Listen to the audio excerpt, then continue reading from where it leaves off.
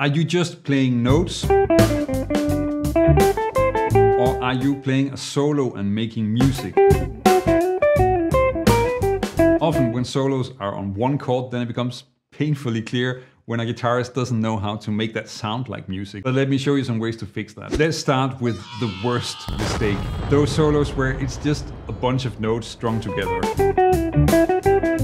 And even if the notes aren't wrong, then this still doesn't make any sense. It sounds like nervously talking all the time, but not really saying anything. But what you do want to notice is that in this video, none of the fixes are about what scales, arpeggios, or techniques you're using. This will work equally well if you're playing just with a pentatonic scale or if you're using the most advanced Messiaen mode that you can find. The solution is maybe a bit surprising, but there is actually one guitarist that you have to check out, that you have to listen to if you want to solve this problem. That's really the only way to fix this. Let me show you. You want to avoid playing solos that are just streams of unrelated notes or random licks next to each other. The goal is to make it into a piece of music. In fact, to tell a story with your solo. And I think it really makes sense to compare this to actually telling a story. If your story is an endless stream of words with no breaks and no sentences, then the first thing you want to do is to start speaking in sentences. We're not computers. It's easier to process information if it's in understandable chunks. The way you start doing that is to introduce breaks between your phrases so they have room to breathe. This means that when you play something, you need to stop and listen to what you just played. And as you might have guessed by now, then that guitarist that you have to listen to is in fact yourself. Because that is the only way that you can make your solo into a story. In the beginning, you can start by playing very short phrases. I'm using an A minor chord as my static chord in this video, so just really simple phrases like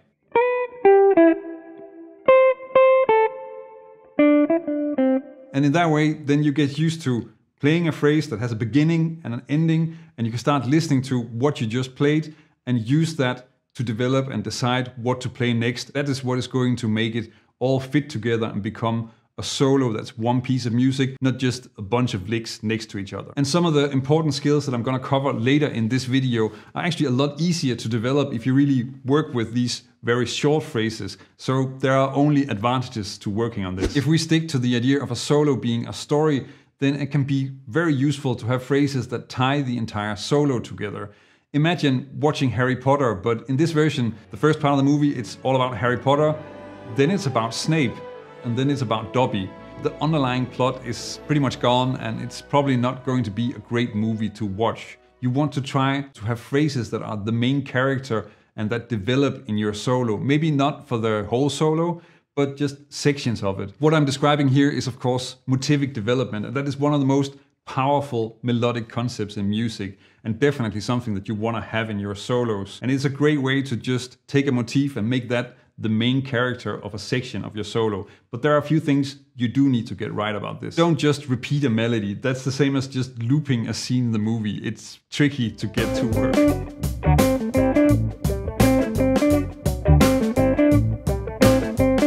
You need to develop the phrases, otherwise it's going to get boring.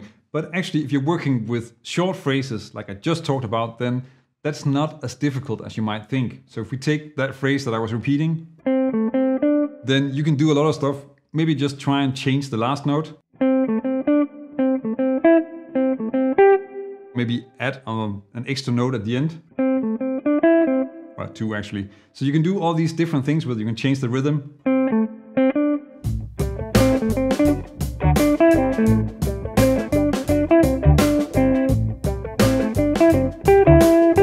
There are all these different parameters that you can work with, that you can get used to. And in that way, you're still creating something where people can hear, it's the phrase that I already heard, but now something new is happening. So I'm recognizing something, but I'm also hearing that development. And that makes the whole thing connect a lot better. And again, notice how I'm not using any special scales or sounds. It's not about the notes you play, it's what you do with them. But when you practice this, then take out your phone and record yourself, and then you can check if you still feel that it sounds like a motif when you're working on developing this. And do that rubato. That's really the easiest way to start.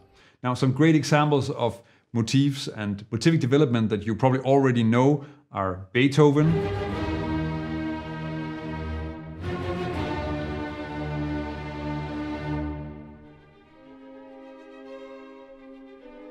or this theme by John Williams,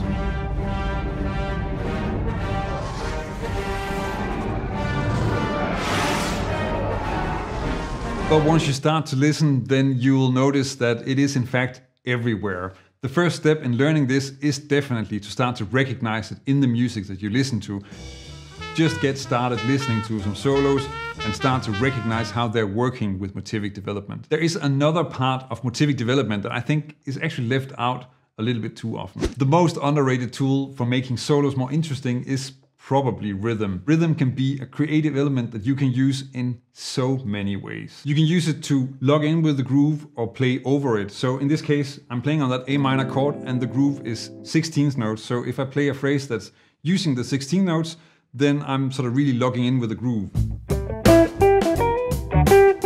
But if I use another subdivision that's not in the groove, like the 8th note triplets, then it sounds like I'm just sort of floating on top. Changing subdivisions is also a really great tool when you're working with motivic development because you can create contrast between the phrases. So first, maybe have a phrase that's in the groove like this. And then try and play the same phrase with a different subdivision. And rhythmic displacement is also a great way to develop motifs. And there are some famous songs that really use rhythmic displacement, like fascinating rhythm, you've got me on the go, fascinating rhythm, I'm all a quiver.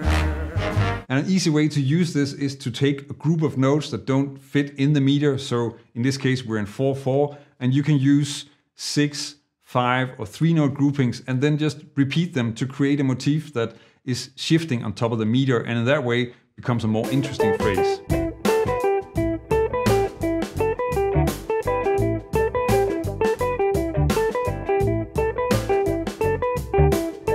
There is another way to connect phrases than thinking in terms of motivic development, and this is actually also a great way to get used to listening to yourself. I'm of course talking about call response. And again, something that's a lot easier to learn if you're really used to playing short phrases. This will come up again and again. The concept here is pretty simple. You play a phrase and then you listen to that and think of what might be a good answer to that phrase. My favorite example from a famous piece of music would be the opening of Mozart's Eine kleine Nachtmusik.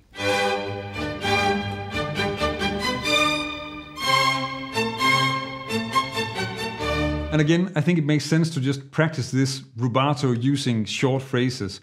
So start with something like this. Listen to that and see if you can imagine what an answer might be like. Then continue the conversation.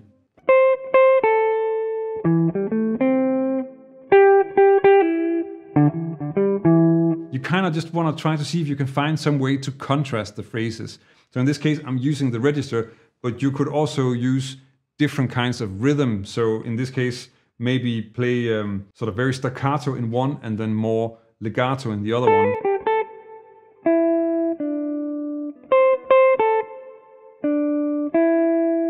When you solo on a single chord, you can't really rely on the harmony of the song or the chord progression to give your solo a form, a beginning and an end, which is actually a lot easier when you are in fact soloing on a song. What becomes especially difficult is often that after some time then the notes become bland and it all kind of sounds the same. Now, one way to keep it interesting can be to find ways to use the notes in the scale that are the most exciting. So I'm using a minor 7 chord groove in this one.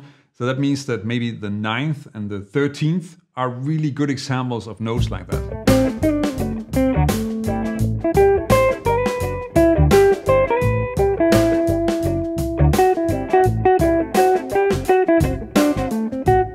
But you can also create tension by leaving the harmony or changing it to create dissonance. Going outside the harmony and then resolving back into the harmony creates development in your solo. One fairly easy way to do that is to shift out of the harmony by moving up or down a half step.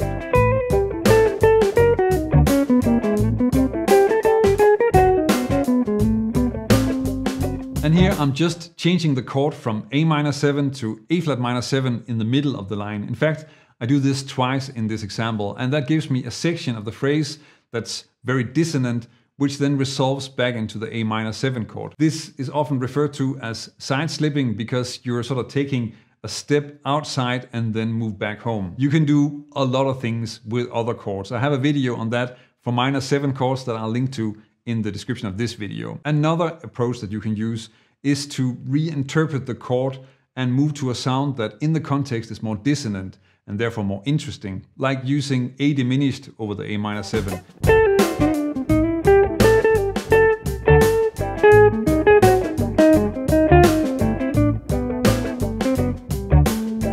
You want to start developing these skills, and once you do, then you will quickly start to hear the improvement, especially if you also spend some time listening to soloists and hear how they're using chord response and motivic development. But there are other great phrasing techniques that you want to develop, especially if you're getting into jazz. And in this video, I cover how you can learn some important great lessons from the playing of Wes Montgomery and George Benson that will make you sound a lot better on static chords, but also on moving harmony.